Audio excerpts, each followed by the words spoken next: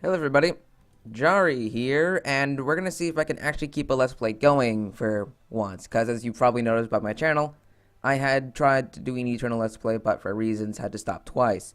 The first reason being that I ran out of space. The second reason being is that my computer could not handle a good quality video without killing my frame rate. So, now that I got a new computer, new software and such, we're gonna see how it works, and we're gonna see if we can get some good quality out of this thing, as well as not killing my frame rate. So we're going to accept our quest and go talk to Cynthia here, who will give us our next quest and have us move on. We're going to be doing this as the Magician class because the caster type tree is one of my favorites in most games because, hey, you're in a fantasy world, might as well cast magic, right? It's actually quite interesting how much fun a caster class can actually be at times. So we're already going to go to kill some red cap mustroids because that's the next part of the quest. And here they are. These are easy to kill, just gotta keep casting your abilities and such. Not that difficult. So, as anyone who's already played the game before has probably noticed, I'm not using the benefit of the two swords that the Luminary class would be giving. I feel as though since I'm going Magician, might as well stick to the usual staff, right? And not just dual wield those swords. In case anyone's wondering, I'm talking about these two things right here, these Lumineer blades, which can only be equipped by the Luminary class, but as soon as you equip them, you can change your class. Which, I should probably explain what I'm talking about here in case someone doesn't actually know and they're just coming here to see how the game looks. There are 20 classes in Eternal, and you can swap between them provided you have the capabilities for them. For example, they start you off with the Warrior, the Thief, the Hunter, the Cleric, and the Magician class. But let's say I want to go Illusionist. Let's say I want to be an Illusionist. My character would have to be 35, and my Magician should be level 30. Now, there's a character level and a class level. The character level is the level of character, where the class level is of your class, example being the Magician. The class level cannot go past your character level, so that you can't be like a level 50 mage with a level 4 character, because that would just be crazy. But all the classes have different levels. Like, you don't, like if I hit level 10 Magician, I'm not going to be a level 10 Hunter magically. So you got to level each class on their own. And you can actually get some very interesting classes and very, very interesting combinations. Like if I want to be Warlock, I went over Illusionist, but I'm going to go over Warlock now. This one's actually pretty special. My character needs to be 55. My Magician needs to be 50. But my Shaman also needs to be 50. Okay, let's go to Shaman. My character level needs to be 45. And my Cleric needs to be level 40. Which, here's Cleric right here. So leveling up other classes like the Healing class can benefit other places, as that example being my DPS classes. Then we're going to kill these cave mustroids because that's what they want us to do. And let's get ready for the big adventure that will eventually come. Just got to firebomb everything here. Now you notice I put a lot of X's in my name. There's a downside to Eternal in the case of after you lead a character, you can't just reuse the name. And I actually messed up earlier and I wasn't recording my gameplay at all.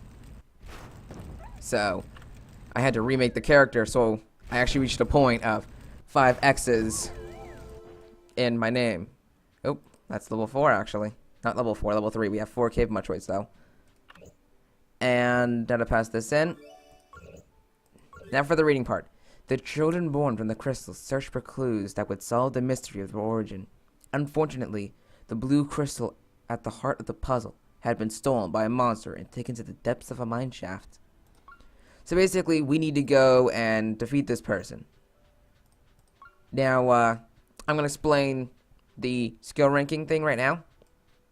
To rank up regular skills, which all these 4 here would be able to, say, cast Firebomb, it would require some in-game currency, which would go up as you put in points. As you notice, I spent some silver. Where class skills can only be used by the class. For example, Magicians can cast Lightning Bolt, but a Warlock, for example, could not. This can be ranked up by class points, which you get as you get more experience into the skill.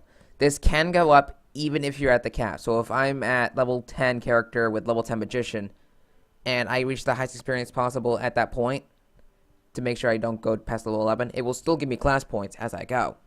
So don't be afraid to do that as an advantage point. You see this part here where you're seeing like the fire symbol, a nice symbol, and such. That is their weakness, which, as you saw, the bar here known as breakpoints was going down. When that reaches 0, you can get extra benefits. For example, the quest item you need, which is extremely helpful in the case of getting extra loots out of them. And plus, it's a nice little stun, I believe, if you actually break it. So, another thing is, the Magician class uses cloth armor, and there are 3 types: heavy, cloth, and light. Now, even though I don't use light armor, I can still equip it, because there's 3 different rows. One for cloth, one for light, one for heavy. Which my class will read the row depending on what it benefits from. For example, if I benefit from heavy armor, it'll read my heavy armor for its stats. So now we gotta go talk to Alec and basically take care of that. Someone's here running a dragon. Someone actually loves the Mimic class. They got it to 75, which is the cap right now, actually. The cap is level 75, and it does actually take a little while to get there. My main character is only like 63, actually. And I've been playing this game for quite a bit, so maybe I'm just slow. And here's the merchant, and they are of the Zumi race, actually, which is a very interesting race. They're basically rat people. Which, who doesn't like rat people? Alright, there's level 4. And actually, as you notice right here, I found a rare creature out in the world, which they're not entirely rare, but they aren't always here. And they're very similar to what we killed earlier. They're basically one of the things that can basically give us some benefits.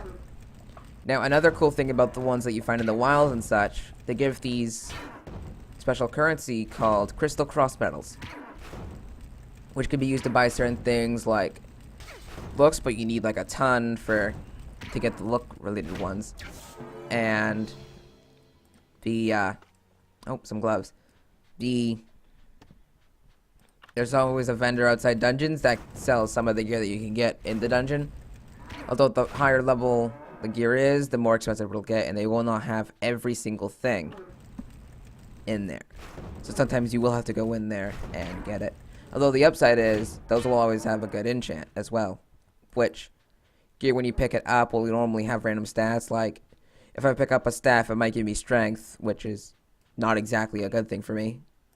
In fact, it's not a good thing for me at all. I can't really use strength. So, usually it's an advantage of, okay, you actually get some good stats. Now, as we probably noticed, my class level actually went up earlier.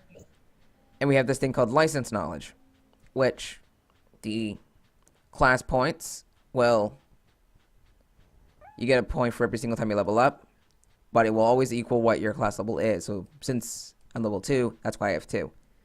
And you can put them in to get benefits like, I'm going to increase my cast speed as an example. And then we're going to talk to the village head, and I'm going to pick up the cast speed enchant, which you can put onto our weapons and armor to get benefits. Another cool thing is actually that we just obtained a title, which gives benefit to our stats, like this one that we just got will increase our agility, which the benefits to Magician would be we can now cast faster. And now we actually also obtained a new ability called White Lightning Web, which allows us to hit enemies in a general area, which, like this. And actually, earlier we obtained another skill, which I didn't show, which is Winter's Chill, which adds a damage over time effect to the enemy, which can stack up to 3 times. Magicians have a good wide variety of dealing fire, ice, and lightning damage. Anyways, I should probably mention this part. We've reached a point where we can obtain our first pet, which each pet has their own specialties, like, for example, the bunny treats its attacks as if it's like a mace or whatever, blunt weaponry. The battle dog uses slash type attacks. The magic dog uses fire type attacks. Same thing with the cat. And the bird can do piercing attacks. These are important for breaking the breakpoints. And I'm going to pick up the peacock, which is the bird. And just right click and confirm. And you just got to click battle and he's out there. And you see this new thing that popped up at the bottom. There's this blue button. Click it and it will change to battle mode, which allows it to fight with you. He also gave us this demon pot, which we are going to need to use to summon that alpaca thing that we killed before, which will get us more medals. And we just got to attack it, and our bird, after a moment, will begin attacking it as well. Now, this monster doesn't have a weakness to pierce, so he won't get the breakpoint there, but I casted enough fire magic to break anyways. This mouse. There we go. Also, your pets pick up items for you, which is extremely helpful in that case. Now then, one special thing about the merchants. Never forget this. They sell these books. This book right here, like this one, Dreams Come True. What it does is it gives you quests that go along with the quest line. For example, a main quest requires me to get some items off of Rainbow Angeles. The book asks me to kill some Rainbow Angeles, which both stack together very nicely. I'm just gonna sell some of this stuff I don't need. Like that. Nope, I don't want to sell that yet. I should have equipped before. Equip. And there we go. So I should probably also talk about what these are. These things with 4 colors on them or whatever. These are random clothing colors which will affect the clothing that my character has on at the moment. For example, let's say I want to dye this part. It'll pick between these 4 random colors. And I'm actually going to go for it. Let's see if I can't get... I'm going to go for orange. Aw, didn't get an orange. It's really difficult to get them at times, and just keep trying the more you get. I'm going to go dye this part now. I'm actually hoping for a... I'm actually hoping for the... Yeah, I'm going to hope for the orange again. Come on, orange. You can do it. Oh, well. Can't really expect much out of them because it is a 25% chance on each one. Now, we're going to continue on with this quest line in the next episode because I got to end it here. So, I'm going to see you all later, okay? Let's see if this can continue on. Might as well just do this one thing. Where are you? That did not work. I'm making this go on for longer than it needs to. There we go, shift 6. Okay,